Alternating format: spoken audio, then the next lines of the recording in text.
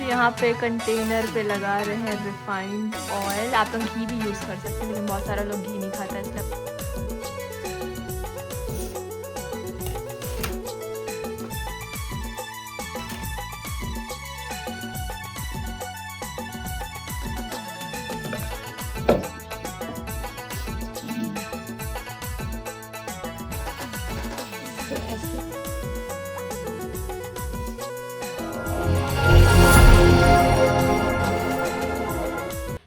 Welcome back to Ashim and Rohit blog. आप सभी को जोहार।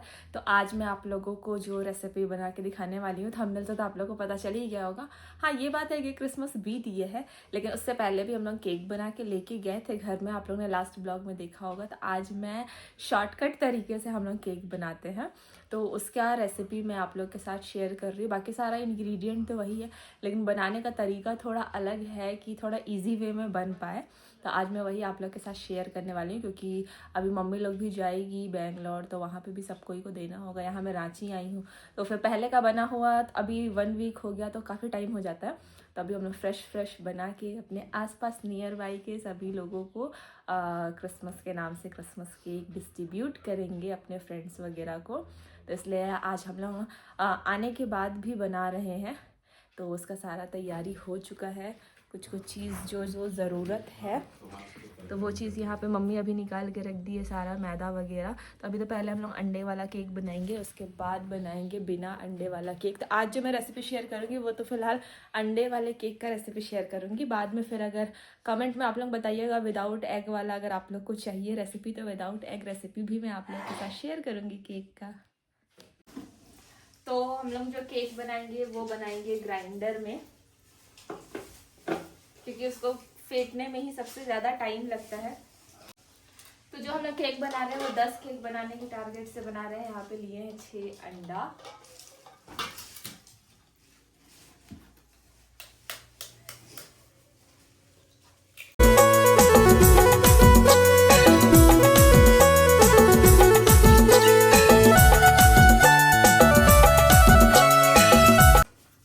तो अब हम लोग सबसे पहले इस अंडे को ग्राइंड कर लेंगे। ओ नो, इसका रबड़ यूज हो रहा है।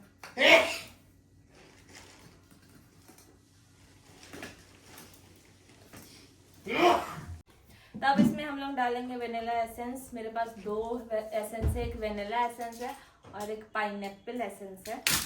तो मैं सोच रही हूँ पाइनएप्पल वाला बनाते हैं, क्योंकि लास्ट टाइम हम लोग प्लेन बनाए थे। तो वेनिला एसेंस ज़्यादा नहीं डालना है, थोड़ा सा, हाफ ढक्कन। अब इसको फिर से एक बार ग्राइंड कर देंगे अच्छे से। ये हमारा अच्छे से ग्राइंड हो गया है। अब इसमें ऐड करेंगे हम लोग तेल और चीनी। तो 1 कटोरी मैं ले ली हूँ नाप के लिए। सारा चीज़ इसी से होगा, मैदा तेल चीनी सब हम लोग इसी से नाप के इसमें डालेंगे। तो पहले हम लोग मैदा अलग कर लेते हैं, क्योंकि तेल जाएगा तो फिर हम लोग मैदा निकाल नहीं पाएंगे। तो हम लोग 6 अंडा लिए थे, तो उसके अकॉर्डिंग इससे हम लोग 4 कटोरी मैदा लेंगे।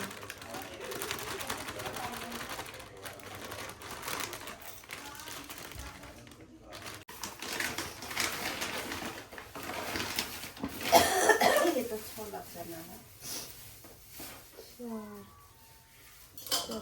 अब इसमें हम लोग ऐड करेंगे ये बेकिंग पाउडर 1 चम्मच या फिर 2.5 चम्मच भी ऐड कर सकते हैं। तो मैं यहाँ पे 2 चम्मच ऐड कर रही हूँ। और हम लोग ये ड्राई फ्रूट्स कट पहले ही करके रख लिए थे, तो ये ड्राई फ्रूट्स को भी हम लोग इस मैदा में ही मिक्स कर देंगे। तो इससे क्या होगा, क्योंकि ये ड्राई फ्रूट्स अलग से डालते हैं, तो ये उसमें क्या होता है ना कि नीचे बैठ जाते हैं। तो ऐसे में ये मुंह में खाने के बीच में ही आएगा। और इसको मिक्स कर लेंगे। और अभी इसमें हम लोग ऐड करेंगे चेरी।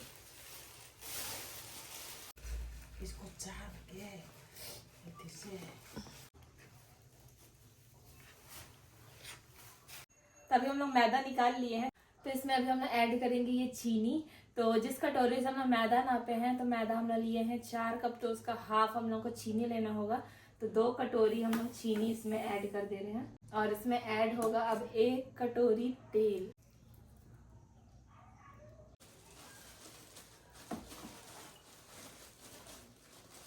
तो अब हम लोग तेल डाल के इसको मिक्स कर लेंगे।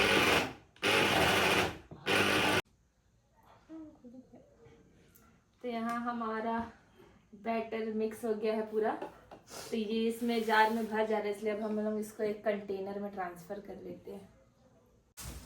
तो अब इस बैटर को हम लोग इस बॉल में ट्रांसफ़र कर लेते हैं।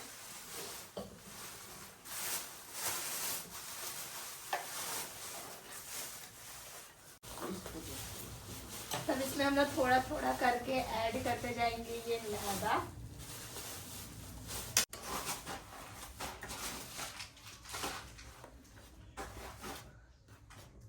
तो इसको थोड़ा थोड़ा डालते जाएंगे और मिक्स करते जाएंगे।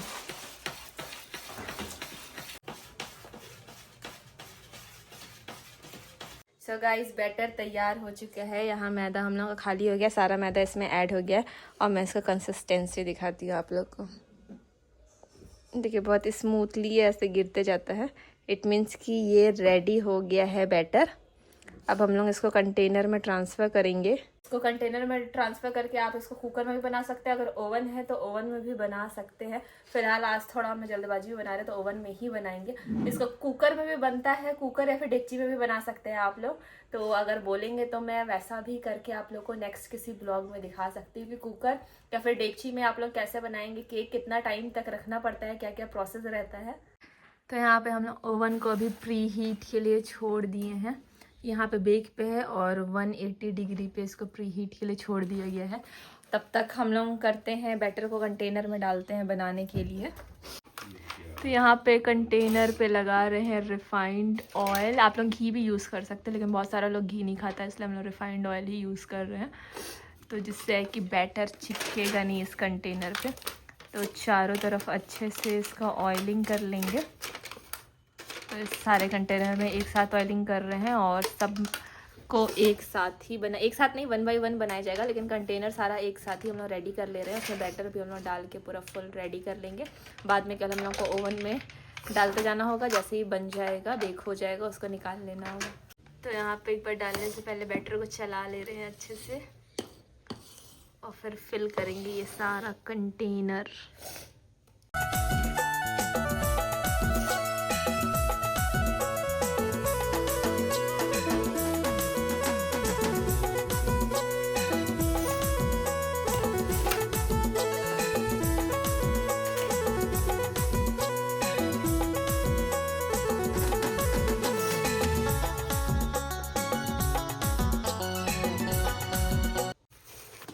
सब में हम लोग आधा आधा ही भर रहे हैं, क्योंकि फिर ये बनेगा और बेक होगा तो फूलेगा, तो पूरा ऊपर तक भर जाता है। तो सब में एटलीस्ट 2-2 चम्मच। तो यहाँ पे हमारा बैटर इसमें निकल चुका है। तब फिलहाल इसको थोड़ा सा ऊपर से गार्निशिंग कर देते हैं।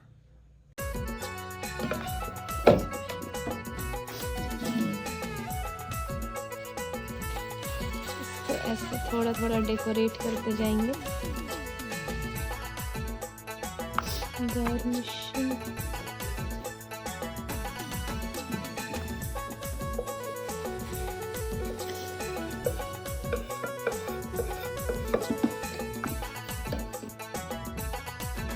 हमारा पूरा केक रेडी हो गया है। इसको अच्छे से गार्निश भी कर दिए हैं हम लोग।